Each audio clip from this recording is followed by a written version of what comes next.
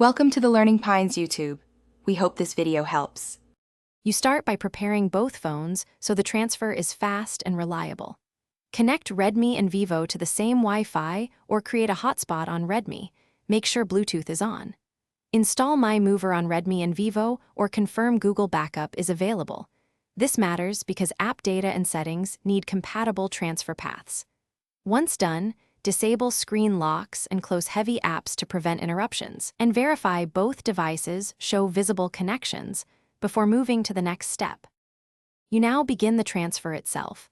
On Redmi, open My Mover and tap Sender. On Vivo, open the receiving app and tap Receiver.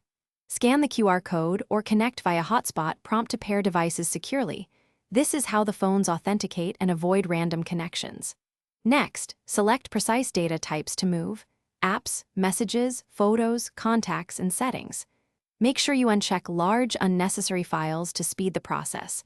Once selections are confirmed, start transfer and monitor the progress bar until it finishes by letting the transfer fully complete.